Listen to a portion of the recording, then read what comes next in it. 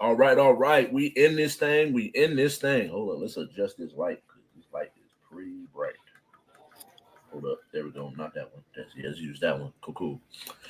All right. It's a little softer. But you are now watching Juke Boy Sports Show. I am your host, Kyng Ralph, here with my homie and my co-host, the homie Tar. Was good, Brody? How you feeling, family? Man, I'm good.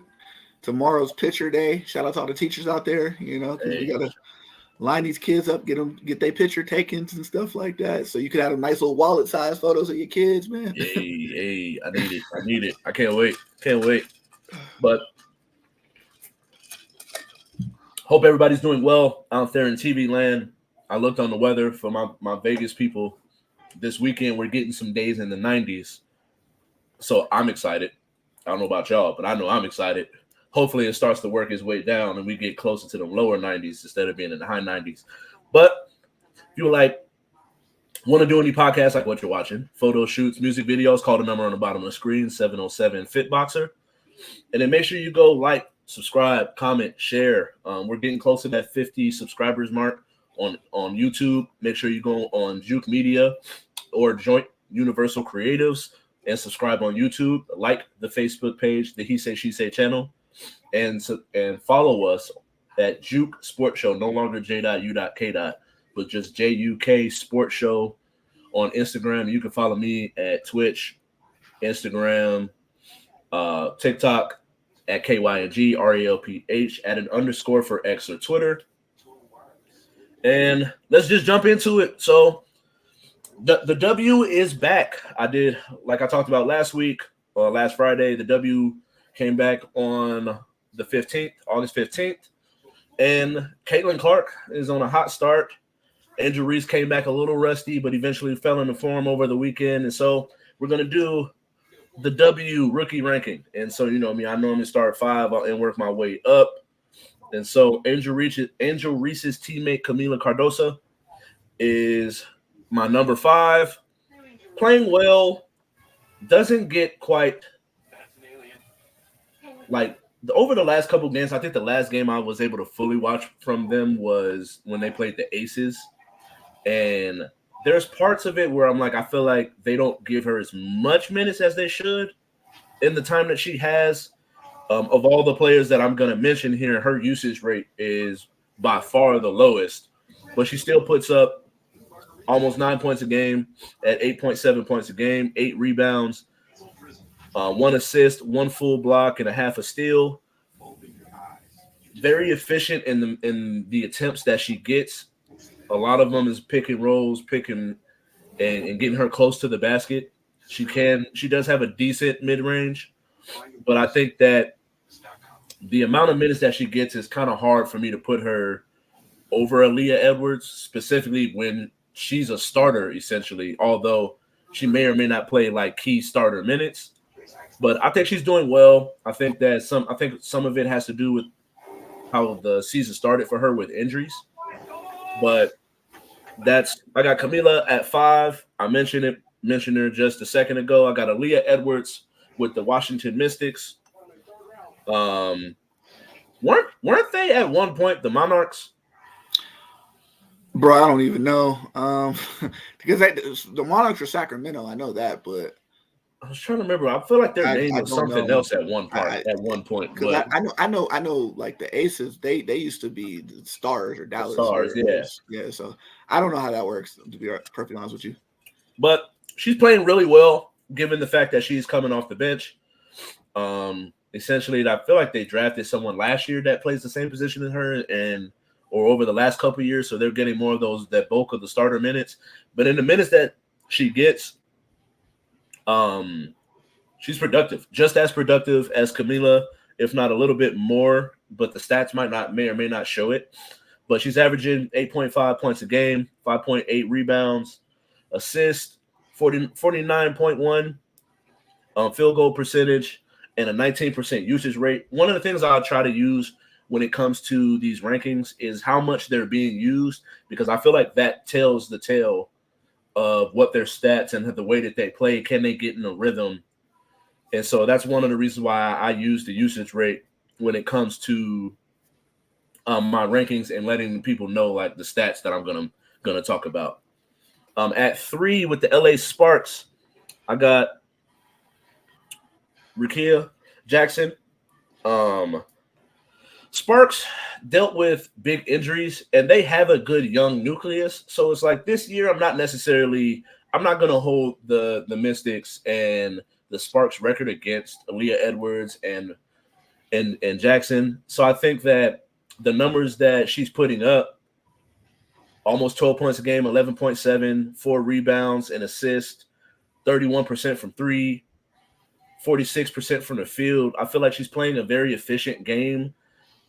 Before Cameron Brink got hurt, she was starting to get more and more consistent and essentially worked her way because of the injury, worked her way into the starting lineup. And I feel like once Brink is back, they're tied for last in the W right now. So I feel like going forward, and we talked about this off camera, they're positioning themselves to have a great big 3, big 4 nucleus for the future. And so at 2, got my girl Angel, and the last one I had her at 1. But the struggles that her team has had and the struggles that she had in game 1 versus Caitlin Clark coming back blazing, guns blazing, 2 big victories. So right now I got Angel, although she's coming off of what was it, the 19 points, 20 rebound outing, but she's doing well, efficient. I wouldn't say efficient. She needs to get a little better, closer to the rim, to be honest with you. But when it comes to plus minus usage rate and all of that, she has about the same usage rate with Rickea Jackson, but she's the only rookie with a positive plus minus, if you care about that at all.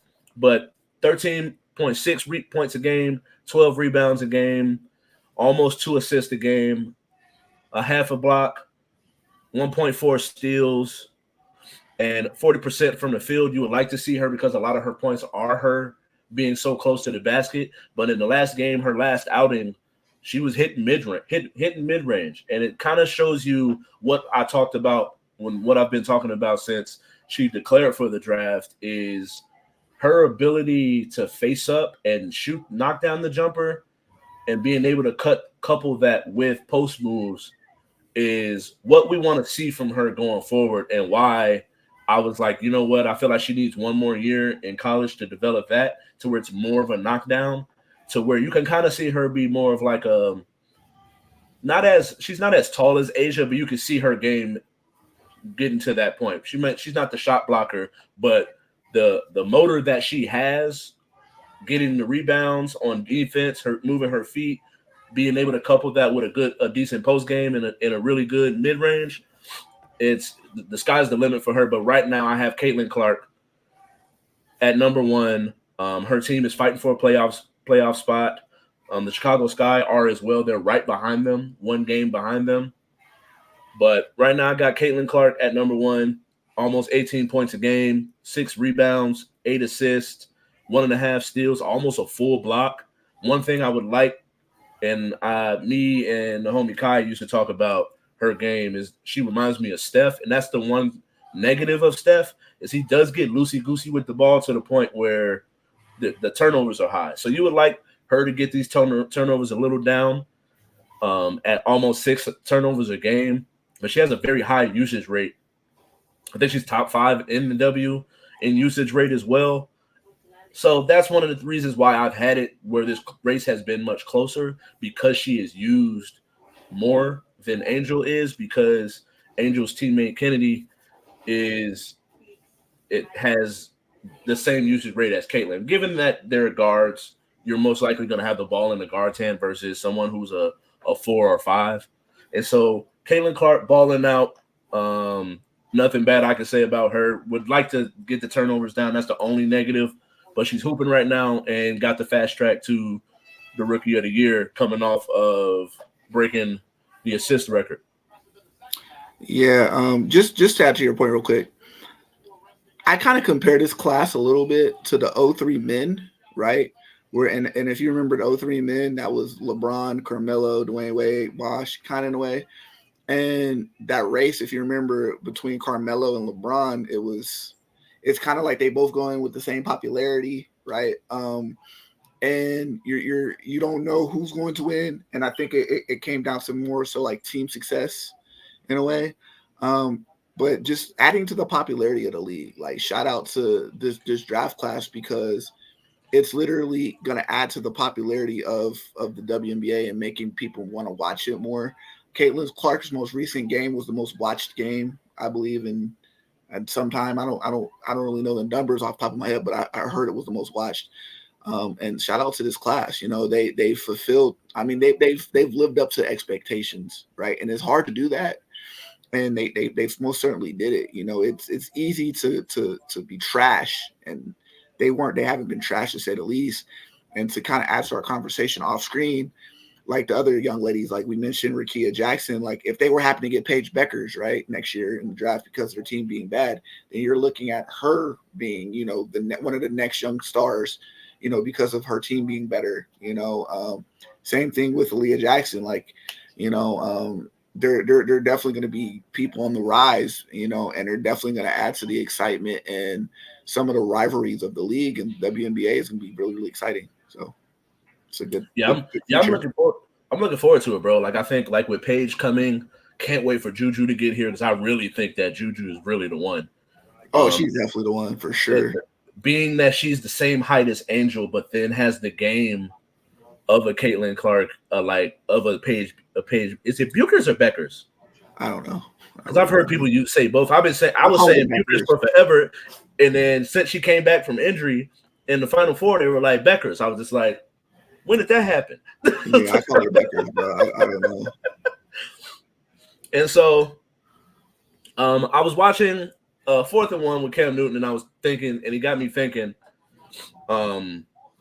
shouldn't more players do the Jalen Brunson, Jalen Brunson just did, taking less money and leaving money for the team to be able to sign and round out a better team, i.e. the Tom Brady model? Should players sacrifice and take less to build a better team for the sake of winning championships? Okay, so I'm going to break it down in two fashions. I'm going to break it down in the NBA fashion, and I'm going to break it down in NFL fashion because they're two different things, right? So more likely in the NBA, right, the reason why you see Jalen Brunson do it is because I'm sure he asked for a lot of that team, right? He wanted to be with his homies, the Villanova people. So knowing that Mikal Bridges is going to command some money in order for us to win, and he's going to help us, you know, if I'm requesting something, right, I should take less money, right? Like we're seeing like somebody like a LeBron, right? Being a superstar, LeBron, we know that he asked for the sun, moon, and the stars in order for it to be successful. Now, being the team's best player, if you're commanding and you're asking for so much, you should take less because you wanted Anthony Davis on your team. Anthony Davis ain't gonna come cheap, right? You wanted like you know, if we talk about past, you know, you wanted Kyrie on your team, you wanted Kevin Love on your team, you wanted NBA All-Stars on your team, so you should know NBA All-Stars aren't going to come cheap, right? So in order for us, you want clutch sports clients on your team, right? We know clutch people aren't going to come cheap, right? So if you want your own people, right, and if you feel like that's going to be conducive to winning, then somebody has to take less in order for you to give your people more. So in that case, if you're going to ask for something, yeah, you should definitely take less, right? From an NFL standpoint, the quarterback, right? Like you look at what Patrick Mahomes and Tom Brady, like you saw Tom Brady on the screen, the Tom Brady model, but Patrick Mahomes, like we know, like in NFL, the quarterback is the highest paid player on the team always, right? When you pay the quarterback, that means you have to pay less. You look at what the Bears just did in the offseason, the reason why the Bears are able to add Keenan Allen and all these different players, DeAndre Swift, all these different guys, pay DJ Morris because you're on a rookie salary cap. So you're going to manipulate and eat that for the next 5 years, right? But once it's time to pay the quarterback, that's when you got to start trading and cutting and figuring out how that works. We've seen that with the Chiefs, right? With Patrick Mahomes. You can't pay Tyreek Hill because you got to pay Patrick Mahomes, right? Once Patrick Mahomes gets paid, now you got guys that are dropping passes wide open last year, right? Now you're going to get buddy Kadarius Toney, right? I'm throwing the ball to Kadarius Toney, he can't catch, right? I'm throwing the ball to Marquise Valdez-Scantling, he can't catch. So now it's like, okay, in order for me to stay upright and be the best version of myself that is possible, now I have to take less money knowing that I'm the highest paid player on the team for our team's success. So now I can go pay Hollywood Brown. Now I can go get some wide receivers or some offensive line that can protect me, keep me upright, and I can add people who can catch, right?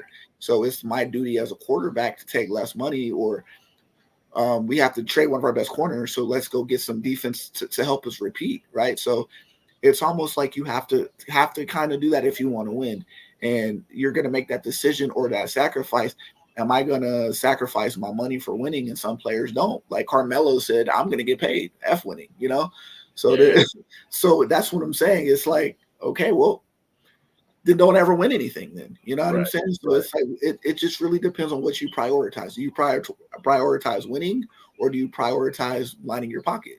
So. Yeah, it's funny that you bring up Carmelo because, like we talked about off camera, and I'm going to talk about Melo in later on in the show, or we're going to talk about Melo later on in the show.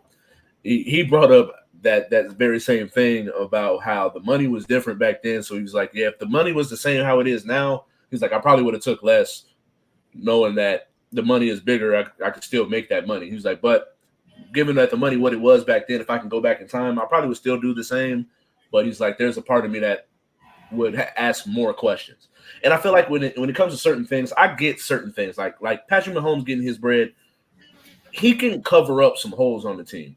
I seen this stat where it was like Joe Burrow and Trevor Lawrence and I believe Jordan Love are taking up 25 to 30% of their team's salary. And it's just like Trevor Lawrence is a person that he's not going to take mid and make it great. Where I believe Joe Burrow has the capacity to, Patrick Mahomes has the capacity to. We'll see what happens with Josh Allen, but I feel like there's only so many quarterbacks that can take a decent wide receiver room and make it work. And I just don't feel like everybody should do that, and everybody has the capability to do it. And that's why I'm like, you know what? I do get where they're coming from, where eventually Tom Brady got to the point where he was able to do that. But Tom Brady was getting carried them first 6 years. And I feel like I don't think he was getting carried at all. Nah. We could have this conversation off topic. I don't agree with that at all. He was I definitely think he was getting carried from the first 2 Super Bowls. And then hey, it is what it is. You said we can definitely agree to disagree. But I definitely feel like why wasn't Drew Bledsoe getting carried? You said what? Why wasn't Drew Bledsoe getting carried? Oh, Drew Bledsoe had a team. Drew Bledsoe had a problem with throwing the ball to the other team. Same team. So when you switch quarterbacks, you start winning. He's a perfect game manager. Just don't get a ball to the other team and make plays when it needs to be. But anyway, go ahead. But essentially, I feel like there's certain players that can get away with it and some can't, where you can't make up. To use that example, I guess, is you can't make up for if your team has a top 10 defense and one team doesn't, and it's like, well, if you're to use that example, if your team has like a defense, you can't give the ball over. You can't give the ball to the other team. But if in that event, like a Trevor Lawrence he's not gonna make mid players. You need very good playmakers around him in order for him to be really successful. And I don't feel like he's shown in his career. We'll see what happens going forward because he was 8-3 prior to the injury. But from what I've seen from Trevor Lawrence, I just don't think Trevor Lawrence has the skill set in order to be able to take a decent wide receiver room. I still think he needs pretty good weapons like an ETN, an Evan Ingram, and I'm forgetting who they just drafted my boy from LSU. Brian Thomas. Yeah. And so we'll see what happens with him and how good he actually ends up panning out. But I feel like he needs weapons where he's not just going to take the run-of-the-mill wide receivers and uplift them to a championship. And so that's what I feel. It also depends on the team. Like Dallas, for example, they want CeeDee Lamb to take less. For what? I'm not taking less. For what? So you're being cheap. At this point, you're being cheap. Mm-hmm. And you're going to take forever to pay Michael Parsons. You don't want to pay me. You don't want to pay Dak. So you're not paying anyone. So no, you want to ask for a hometown discount for what? So in that circumstance, it's like, no, F you, right? So it just really depends on the circumstance of the team. But if I do have a theory. I do have a theory on the Cowboys, but that's for a whole nother day. Okay. So leading up, I've been doing position by position. Last week I did edge rushers. This week I am doing top 10 down linemen. Didn't want to leave out the defensive ends that play in a 3-4 type scheme, and as well as defensive tackles. And so, like I always do my rankings, going 10 up. So this is one where I hate to do it, but because I still feel like he's playing at a really high level, but he is coming off of a down year based off of injuries. So at 10, I got Cameron Hayward, defensive tackle for the Pittsburgh Steelers. I feel like last year he had a down year, only 2 sacks and about 11 to 15 QB hits and pressures. And that's where, for me, I feel like although he's a 3-time All-Pro, 6-time Pro Bowler, given the years and that others have had, while also being some of the, like DeMarcus Lawrence is someone I have above him, where I feel like he had a better year, but also doesn't have quite the career, where I feel that's why I'm going to put Cameron Hayward based off of last year. I'm doing, when I do these rankings, it's year by year. And so Cameron Hayward, I got him at 10. Like I mentioned before, I got DeMarcus Lawrence at 9, 4 sacks, 6 pass deflections, 50 tackles, 10 tackles for loss. I feel like he had a pretty good year, although he's no longer the premier guy on that defensive line. Obviously, Micah Parsons is, and I talked about him last week, as far as top edge rushers. And so at 8, leading that young defense, I got Derek Brown for the Carolina Panthers, defensive end. When I was looking at his stats up, I was actually like, this is crazy. Well, actually, he's a defensive tackle. They got him lined up at 103 tackles from a D tackle is crazy. When I was looking at a lot of people's numbers, it was like that really stood out to me. I was like, I don't really see too many just straight up linemen getting over 100 tackles, but 7 tackles for loss, 6 pass deflections, actually has an interception and 2 sacks. My man, and I think it was Paul Pierce. Paul Pierce said he could beat him in a race. I don't know if they actually ended up racing or not. I remember them talking about racing around like Super Bowl All-Star weekend time. But Vita Vea, I got him at number 7 out of Tampa Bay. Big body, but pretty nimble and great and pretty good athlete, underrated athlete. 5.5 sacks, 43 tackles, 8 tackles for loss, 2 forced fumbles, and 15 QB hits. Stays around the quarterback, really can help in the run game while also getting after the quarterback and creating pressures. At 6, this is one of the ones where I was talking about when I was looking at Madden ratings and looking at other people's rankings and then trying to get like a good idea of where I feel like this one might be my bias, but at the same time, because now he's a new addition to the Raiders. But Christian Wilkins, I got 9 sacks, 65 tackles, 10 tackles for loss, 2 pass deflections, 1 forced fumble, 2 fumble recoveries, and 23 QB hits. I feel like this is a great addition to the team. He's still young. Pairing him with Max Crosby, seeing what we can get out of our draft pick from last year and seeing if he can continue to keep going. I feel like this is a good core for a front 7. And I really like Christian Wilkins. And so that's why I got him at 6. At 5, I got Jonathan Allen, a 2-time Pro Bowler, 5.5 sacks, 53 tackles, 10 tackles for loss, 1 pass deflection, and has been essentially like a core piece of that defense. And they had a good young front 4, front 7, and they've got rid of Chase Young and Montez Sweat, but they still, I believe Darren Payne is still on that team on the other side at defensive tackle with him, right? Mm-hmm. And so I'm like, them 2 in the middle. Jonathan Allen he's been a consummate pro leader on that defense. And so I got him at 5. At 4, I used to always mess up his name. Justin Matabuke,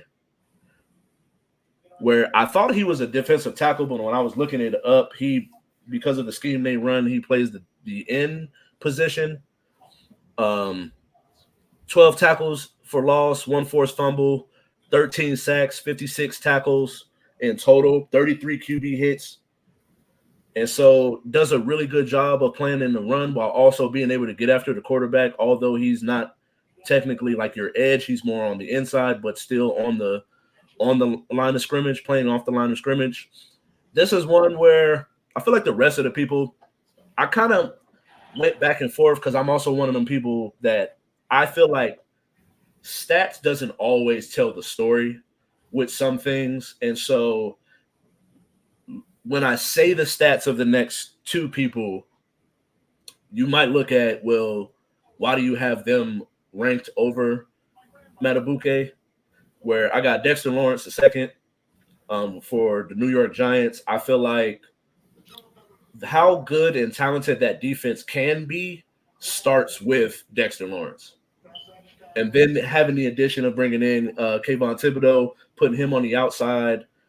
Now, his numbers aren't going to be one of those things where it pops off based off stats. But when you watch him on tape, he just does numbers on the field. And so 4.5 sacks, 53 tackles, 2 pass deflections, 7 tackles for loss, and 21 QB hits. I just feel like Dexter Lawrence is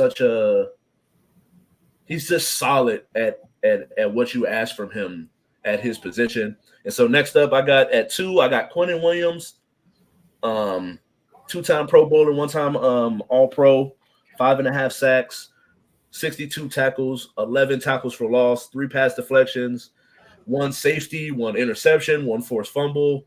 I feel like as good as their corners are, and I would even say their secondary is, I feel like he's just that good, solid piece in the middle that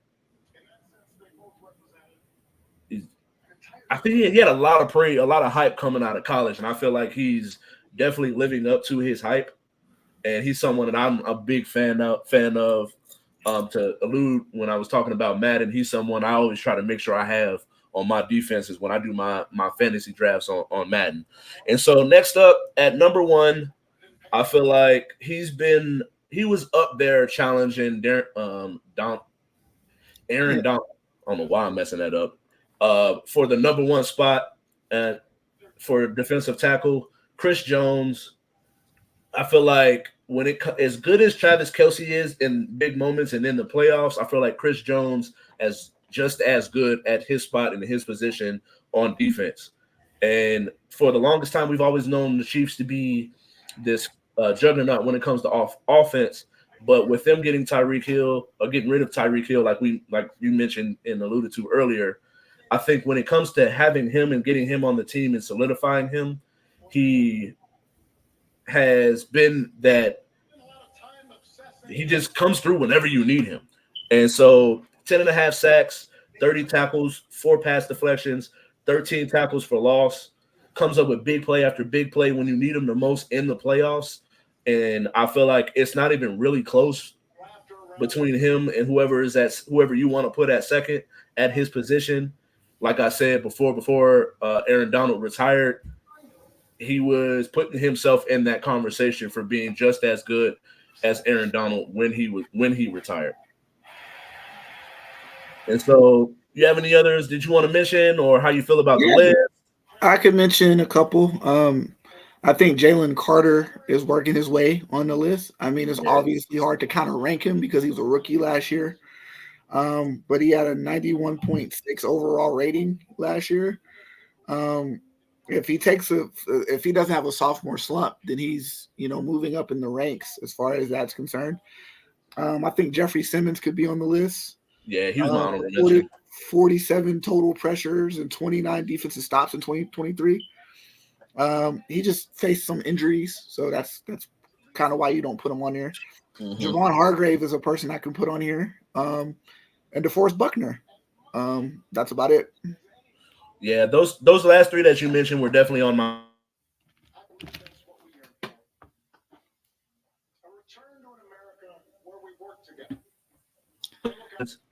with him, and that's why I didn't necessarily put him on the list. But he had a heck of a rookie season.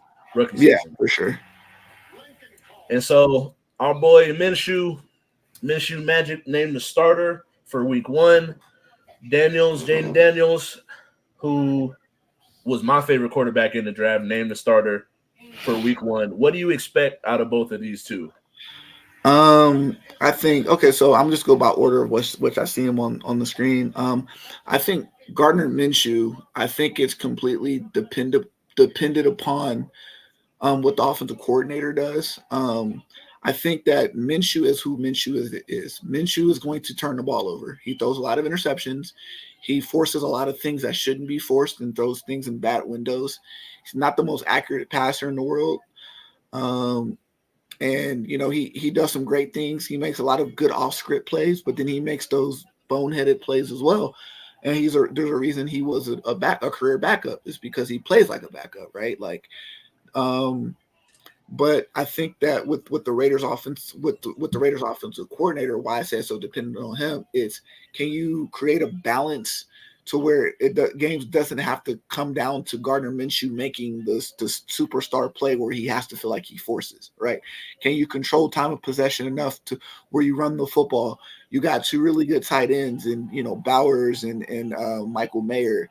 You have wide receivers that can get open in Devontae Adams and Jacoby Myers. You got a guy in I'm blanking on his name, number 11, Trey Tucker, who can beat vertically. So you have the weapons, but it's just keeping Gardner Minshew under control, right? And keeping him well-rounded and grounded. And so that's really dependent on what they do offensively and how they can save Gardner Minshew from himself, right? And then as far as Jaden Daniels is concerned, I think that he has potential to win Rookie of the Year. You look at the offensive weapons he has around him. You got Scary Terry, you got Jahan Dotson, you got Brian Robinson Jr. in the back. I think that this draft class, it sucks JJ McCarthy got hurt. But you look at this particular draft class, like Caleb Williams and Jaden Daniels, like these rookies are walking into situations that are really, really good. Right. Like most of the time you walk into a situation, it's completely trash. Like you look at what Mac Jones walked into, and you look at what a lot of these rookies walk into, it's not a very good situation. You look at this year, they walk into very, very good situations.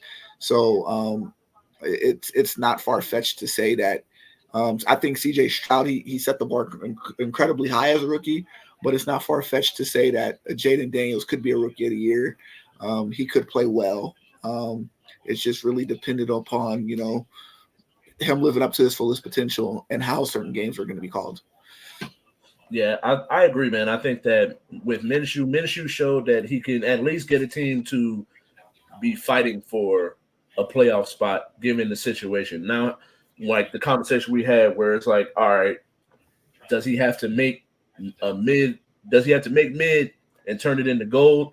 No, because he has weapons around him. Just rely on the weapons and don't try to do too much. The defense played well once AP took over. So can they take the next step with the additions that I mentioned earlier? And so he doesn't have to do a whole lot. As long as he can protect the football, we'll see what happens with that. And then with Daniels was everything that I would look for in a quarterback. And then now having Cliff Kingsbury, he looked really well. He looked prepared. He has weapons over there. Now the defense is one thing of how many games they'll win, but then I feel like him at the quarterback spot, I don't expect anybody to come in and do a CJ Stroud, because I didn't even expect CJ Stroud to have that type of year, although I thought he was the best quarterback in last year's draft. But I don't think that that's a bar that you shouldn't at least shoot for. And I think he could possibly achieve it given his ability to off script, on script, and be able to move the pocket and the arm and accuracy that he has. And so to keep it going, more preseason football here. Russ and Justin Fields both struggle. I feel like the offense looked a little better with Justin Fields. They were moving the ball. They did have two opportunities to put points on the board, but they decided to go for it. Now, if they're in the NFL and it's week 1, I don't think they just take these. They go for it on those fourth downs. So it could have been a 9-9 game, but essentially they only put up 3 points in a preseason game where the Bills didn't play a lot of their starters for major minutes or major snaps. Who should be the starter on week 1? Okay, so I kind of want to go on a little rant really quick because this is not being said on TV, and I want to say it because it's not being said on TV. It's the same, and I lump the Raiders in the same situation. And maybe it's too early for me to say this because it is preseason, but I'm just going to say what I have to say. I don't understand why NFL teams, the Raiders are in this category, the Steelers are in this category. Why you pick 2 offensive coordinators that in their last stops couldn't develop a quarterback? So you're going to give them another chance to develop a quarterback. Like, I don't understand it. Like, Arthur Smith wasn't a good coordinator. Like, we're talking about a team in Arthur Smith. You had Drake London. You never threw Drake London the ball. You had Kyle Pitts. You never threw Kyle Pitts the ball. Mm-hmm. Right? Jonnu Smith was your number 1 targeted player. You had Bijan Robinson. You're giving Tyler Algier the ball. Cordero, like, I don't understand. He hasn't shown this ability. He wasn't, and then when he was at Tennessee, he wasn't good with Marcus Mariota. Oh, let me make Marcus Mariota my starting quarterback. He doesn't make smart decisions, like very wise decisions. So if I know that I'm a team needy of a quarterback, why would I bring in a coordinator that was fired for not being able to work with a quarterback? Right. Same thing with the Raiders. Like, he couldn't develop Justin Fields, and we're needing of a quarterback, and it was rumored we wanted Jaden Daniels. Jaden Daniels and Justin Fields are the same type of quarterback. So he failed working with with Justin Fields. So you think that he would be good with Jaden Daniels? Like, I don't understand like the logic of hiring certain coordinators. And so it's like seeing the Steelers often struggle. It's like, it's too early to say because it's preseason. But if they were to fail, it's what did you expect? Like, he wasn't good before, so why would he be good now? You know what I'm saying? Like, it doesn't make any sense to me. So it's like, you didn't throw the ball to Drake London. You're probably not going to throw the ball to George Pickens. So it's like, I don't understand it. So when I seen him stagnated, I'm like, he was never a good coordinator to begin with. In Tennessee, like, that's why AJ Brown wanted to get traded, because he was the Tennessee offensive coordinator. He never threw the ball to AJ Brown, like, damn near, right? So he left, right? Like, it's just mind boggling to me. Like, I don't understand it. I don't get it. So, like I said, it's preseason. I'm not going to hit the panic button. But if they aren't good, but to answer the question, I think it'll be Russ, because Russ has the more experience. But I do think Russ will be on a really, really short leash if Russ do mess up. You kind of do want to see what the future looks like with Justin Fields, with him being in the contract year. Is he or somebody that you can work with in the future? But, I mean, I don't know what either one will do under Arthur Smith, though. So I don't know.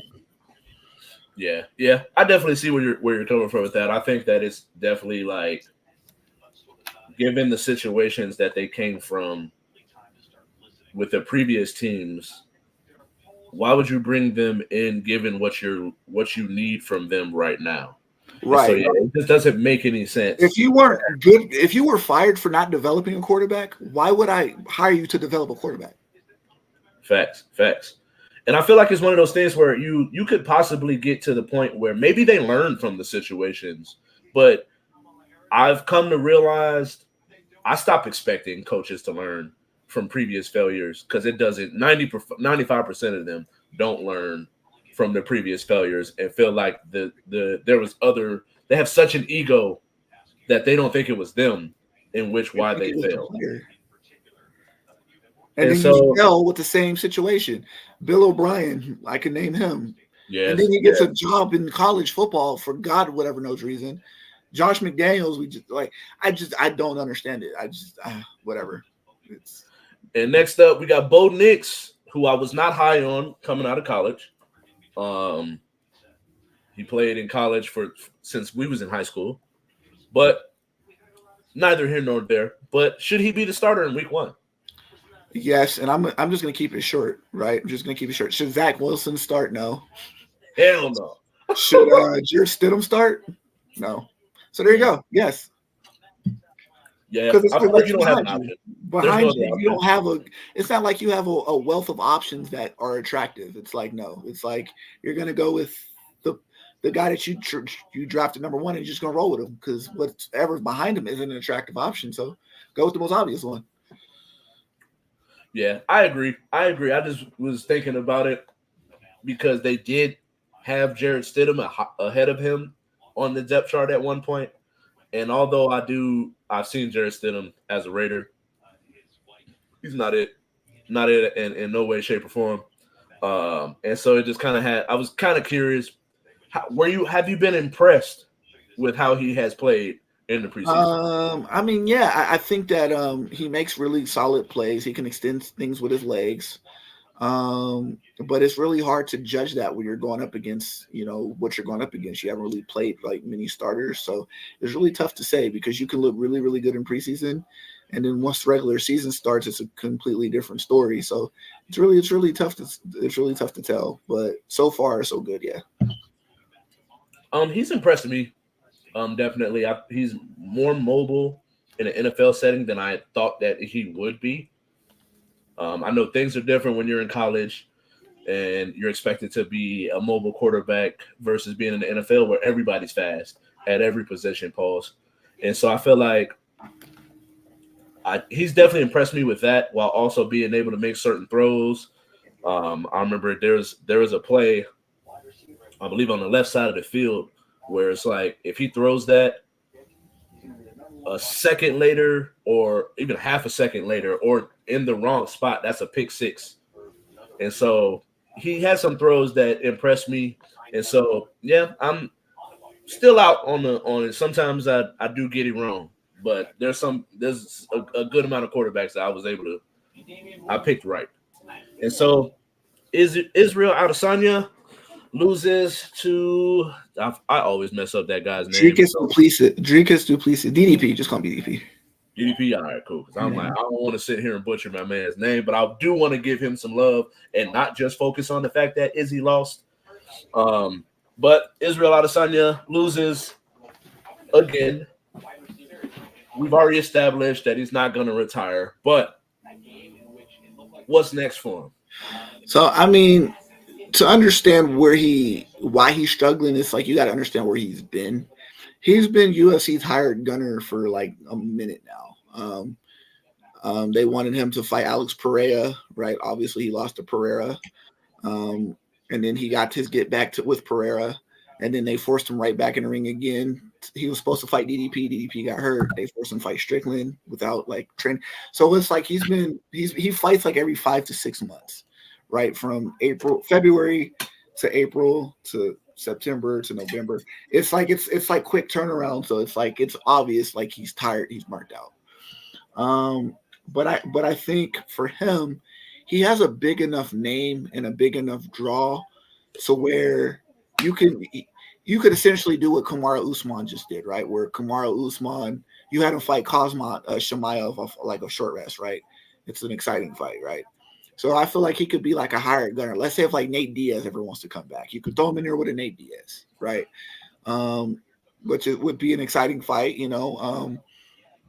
fight with names. It could sell pay-per-views. Like if Conor McGregor ever moved up to like that weight division, which he's supposed to fight Chandler at like 170, but if they ever wanted to fight at a catch weight, like you could put Izzy in that situation.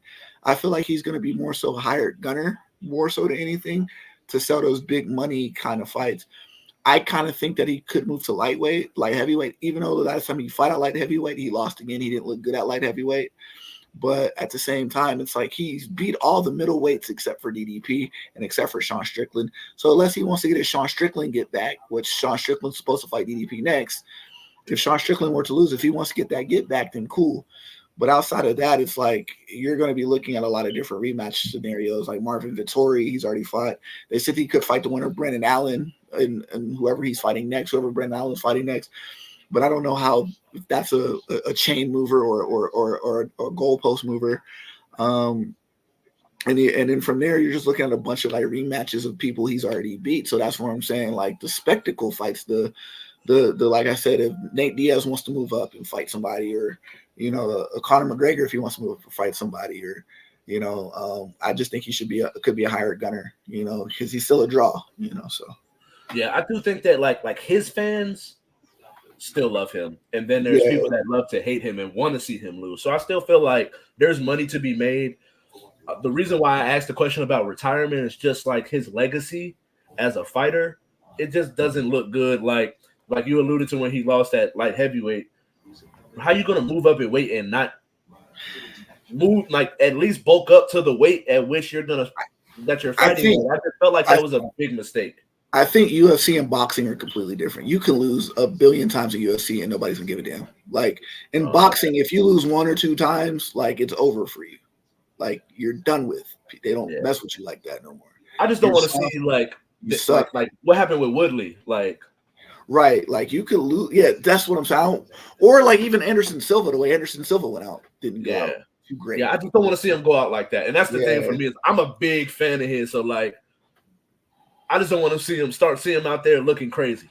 Right. Well, I didn't get a chance to watch this fight. I was stuck at work, and then the link you sent me wasn't really working like that. So it was like I was only able to watch so much, and then it got busy, so I had to pay attention to work. No, it was a super good fight. He made a mistake. The fourth round got clipped. He was winning up until that point, and then he got clipped. It was a good hit, and then DDP put him in a good rear naked choke, and it was cool. But he didn't look bad. He looked really good. It's just DDP was just a better man that night. Okay, I can handle that. Like as a fan of his, I can handle that because some nights you just, especially when it comes to MMA, even like in boxing, it's really one of them things where like all it takes is one hit. In MMA, really all it takes is you don't get yourself in the right technique, and then now you're stuck in a hole that you can't get yourself out of. Yeah, like Sean Strickland, he got washed. Like he was horrible, but it was a better showing than that. Like they was throwing him things. It was, you could argue going into the fourth, it was 2-1, 2-2. Or you could argue it like it was. A lot of people had Izzy up on the scorecards for sure. So. Okay, for sure. Yeah. So I hope he gets out there and has another good showing. I would like to see him fight who we talked about when we were texting. Chimaev. Yeah. But he fights at 170, but sometimes he doesn't show up to weight. So like his last, I don't want to say his last fight because it was Usman, but his last fight after, like he was supposed to fight Nate Diaz and then fight at catch weight. I think he was like 180, some shit like that. So I mean, he couldn't. We never know what that dude. I don't know, but that would be cool. And so, because I want to talk about this one, these are two people that I look up to in the sports that they played in, but also they have podcasts now, so I watch and see how their formats and their backgrounds and things of that such. And so, Cam, I watched him break down X's and O's. I seen Melo at the Olympics, and a lot of people are crediting him for being able to speak and tap into LeBron, his friendship with LeBron, to get LeBron to turn it up to another level. Do you think that Melo and Cam get this respect that they deserve, specifically when it comes to the minds of them as the athletes of their respective sports? Okay, so I think Cam, no, absolutely not, because his whole opinion of the Brock Purdy, the game manager type of thing, they made it seem like he wasn't a former NFL MVP that took a team to a Super Bowl. Like they were like, who? Like Kimberly Martin was like, why does he have this opinion? Like why? Like why should he have this? Why wouldn't he not have that? Shouldn't he not have an opinion? Like his opinion is way more valid than yours, right? Right, 100%. So that's what I'm saying. Like, I think he does get disrespected in that realm of he shouldn't have that opinion, right? And then you kind of start to bring up things that have nothing to do with football, his clothes, like the way he dresses and stuff, and the way he looks, his headline. Yeah, so from that standpoint, it's like, no, I think with Carmelo, I don't take Carmelo serious, to be honest with you. So it's like it's the same thing. Like I think the world kind of has my perspective of Carmelo. Like I'll listen to Carmelo. Like I'd rather listen to Carmelo more than I would listen to anybody else. But I think like as far as just breaking down team sports and like the way it's played, like money and contracts and stuff like that, it's like for me, it's like the type of player Melo was. Like Melo to me was just a scorer. Melo to me wasn't conducive to team basketball, winning team basketball. Like he was like I would wish Olympic Melo would come out in the NBA, but NBA Melo to me he wasn't conducive to winning basketball. So it's like when you have certain opinions of how to win basketball games, nigga, you never won games. Like you weren't really a winner like that. So I can't really like take that serious, because if you would have taken your own advice, you would have been a lot better. Because I kind of put him in that Russell Westbrook, James Harden mode. It's like you were kind of like selfish when you played, and I can't really. It's like your style of play wasn't conducive to winning, so like I don't really take you serious in a lot of ways. But when it comes to Olympic basketball stuff like that, I'm definitely gonna listen, because you're probably one of the greatest Olympians of all time. But as far as an NBA player, I thought he was overrated to tell. Like, I just thought he was a scorer. He did nothing but score. And whenever I think about Carmelo, I think about that YouTube video that Carmelo doesn't pass. Like, I don't know if you remember that video. Yeah. Carmelo doesn't. That's what I think about. So it's just like, so I don't know. I have a love-hate relationship with Carmelo. So it's like, for me, I personally don't listen to Carmelo. But should his opinion be valid? Yes, absolutely. Like, his opinion is way more valid than mine. So yeah, but. Yeah, I think that I feel like I see where you're coming from. You know what I mean? Like, we've had this conversation many times, and anybody that's ever had a conversation with me knows how much of a Melo fan that I have been and continue to will be. I feel like there are things that he has definitely seen throughout his career. Yeah. That experience he's learned from. And we'll see what happens. I know Cayenne is a different person. Obviously, that's just his son. Right. Doesn't mean that he's going to be the same type of player. But I do think that some of the conversations I've seen him have on his podcast about his son and with his son, I feel like he's definitely shown some growth and learned from some of the situations that he was in, giving some insight. I feel like a lot of those, like what the player he was with the Nuggets, has something to do with his relationship with his coach, to not giving a fuck, but also trying to be the best basketball player you can be, but not giving a fuck about who your coach is or the things in situation that you're in, while also certain narratives were put out, like even during that time period where I was just like, he's not getting up to play defense and be that dude every game, but when there's specific matchups of who he's matched up with, I've seen those matchups bring the best out of him. But I do think that he's definitely can admit to his faults of where he was, but also knowing that there's a difference between the narrative being pushed versus there's some truth to it, bro. And so I feel like there's certain times where you can see that he's learned and sees where people's coming from, but also giving some kind of perspective on what was going on from the person that actually went through it. And so I feel like when you watch him talk, and specifically when it comes to these things, it's like the level at which he played and who he's played with, I feel like we should definitely listen to it to a certain degree, because I feel like once you live through it, it's like you can see the forest through the trees and kind of be able to give a perspective that's like, you know what, this is where I fucked up at, and this was my fault, type of thing. I get you, yeah. And so this last one, I had some other ones, but with the time that we got left, I specifically want to talk about this because especially as Black people, we talk a lot about gatekeeping. And so I know when it comes to hip hop culture, our culture, things that we do, hairstyles, clothing, things of that such, we always have this conversation of gatekeeping. And so Tyler Creator was on, I forgot what podcast he was on, but he spoke about, it's a white kid, rapper named Ian, and making some noise right now. People like his music. I'm not gonna lie. If I was just strictly base it off the music is actually pretty good. But when you start to have this conversation about the culture of hip hop and what it means to a lot of us, it's our form of expression. It's our way of life. It's it means so much to more than just music to people.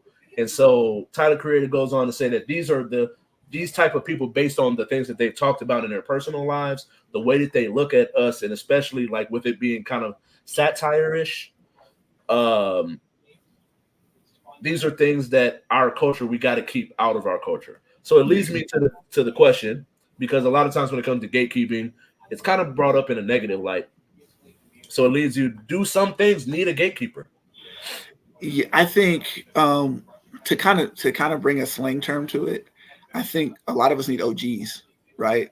Yeah. Like somebody who like how you kind of mentioned Carmelo, like last topic, like he's been there, done that. You should listen to somebody who's been there before. I think that a lot of the times it's like with the young generation, we don't have good role models. So it's like with the lack of good role models, you see young people doing dumb shit. Like, Yeah. because it's like what I don't like about our culture a lot of the times, it's like we talk about snitching on each other, like snitching's a bad thing, but then we'll go on Instagram and snitch on ourselves like all the Right. time, right? Like do dumb shit, like like you murder a rapper, you steal his chain, and then you go on Instagram with the chain and that, and you're snitching on yourself. Right. And I feel like an OG or a person that's older than you that has experience could tell you, yo, that's not the look. That's not right. Right. I feel like nowadays we care more about how many likes we have on Instagram and like a person like Takashi 69. It's like you do more stuff like that to get the likes and stuff like that and to get the most views, but how you look, it's conducive to like it's not really anything, right? So when you say gatekeeper, I look at it more as an OG. Like you need an older person to tell you when something's not appropriate, right? And so yeah, like if that's what a gatekeeper is described as, then yes, I think that we need somebody to kind of tell you right from wrong, because a lot of the times it's like when you're old enough, like when you get our age in 30s, in your 30s, and you have kids, like there's a certain time where my nigga, you need to grow up. Right. You know what I'm Right. saying? And so a lot of the times you see these adults crashing out, you know what I'm saying, for no reason. Like I look at someone like a Soldier Boy, like nigga crashes out on the internet all the time. Like a lot of the stuff that you be doing and saying isn't appropriate. So if you had somebody like an older person that looks at you and say like, bro, you're talented, just chill, like don't do that. Yeah. The younger generation looks at that as hating. Like, nigga, you Right. hating on me, blah, blah, blah. You hating. It's like, no, he's trying to look out for you and tell you that it's not right, because you don't understand like how many business deals you're losing, how many situations that are bad, like how much money you're losing, who's watching, right? Like, Right. you know what I'm saying? Like, Yeah. who's either watching to kill you, to rob you, to do whatever, or Yeah. robbing or looking at you to take you to jail, or you know what I'm saying? Like, or something demonstrative or bad happen to you. So yeah, you kind of do need that a lot of times to be like, yo, like don't be doing that, because a lot of times we care more about how many likes and follows we get more than having common sense. Yeah. I agree, man. To piggyback on what you're saying, I definitely agree with you. I feel like, and I've talked about this. It might have been the last on Friday, where I talked about gender wars, but also the war between just the generations. It's like there's so much like, oh man, y'all know them just some old niggas. They're not evolving. They think that their way was the best way. Oh no, that's just that old shit. Like when it comes to music, when it comes to sports, specifically basketball, it's like, oh, those was plumbers. Where it's just like, oh, well, then when you even look and you look at the way of a team, the way teams are built, like all the smoke, they talk about it all the time. There's no vets on teams. There's nobody that's there to be an older person that's been through it, lived through it, to give down the game. Now, Right. when it comes to the point where you get a bunch of young people around and you say something that's outside of the norm, well, you're looked at as crazy. Where it's like, nah, bro, I'm 34 years old. Like a lot of my team, a lot of people I work with, um, at my job are 21 to 23 years old. So it's like me, I am the OG to a lot of people, specifically like my brother and his generation. And so it's like, yes, I've lived through these certain things. I've gone through certain things. It's like, why wouldn't you want to be where I feel like that divide that wall needs to be broken down, because you can't know where you're going until you know where you've been. And so I feel like you need the OGs in order to be able to push the kids or push the next generation in the right direction. But also the OGs need to realize there's a way to talk to people. Yeah. That I feel like that's where the divide is. And then so to go back to the topic of, do we need gatekeepers? I think to some degree, yes, we do. I do think there's good and both bad. And so to use an example, I'm having a conversation with my girl, and we're talking about there's a video that's going viral on TikTok. And so it was an Asian girl saying how she grew up in the Bay and that she was used to using the N-word. Well, now she's married, has a family with a black man. And so he told her how he didn't feel comfortable with her using the N-word. So she goes on she wins this award at this Asian Heritage Award. She goes on to say the speech. Well, then after the video, or she's showing the video of the speech, but then after the fact, she's talking and she uses the word ratchet. And so black people, that is a triggering word. And so one of the things that I tried to tell my girl, and this is where I say gatekeeping is important, is not to keep people out, but to necessarily stop them at the door and let them know these are things that happen within our culture all the time. And I had this conversation with a friend of mine where when it comes to black people being in certain areas, people will use the word ratchet like it's diet nigga. And instead of just saying, oh, there's niggas in here, it's like, oh, it's kind of ratchet in here. But really ain't shit going on that's actually ratchet. It's just black people listening to trap music, and now it's ratchet in here. And so I feel like those types of conversations need to be had. And that's where I feel like gatekeeping is important, because you give a perspective of people that are within a culture to let people know, like, all right, like these are things that affect us, and this is why that word is triggering. Now, she's just trying to say at the end of the day, used the term, I was a ratchet Asian girl. But then it's like, once you use those triggering words, you're no longer going to get the person's ear and respect, because you didn't already triggered them into something. Where it's like, you could have used other language and other verbiage to be able to get your point across. But for the simple fact that you use that triggering word to that group of people, everything else is going to go out the window. And so that's why I think it's good and bad, because there's some people that's just like straight off the rip, they going straight to trauma mode and start going in, where it's like, just have a conversation with people. Even if you genuinely just want to educate them, yelling at them is just never going to be the answer. Right.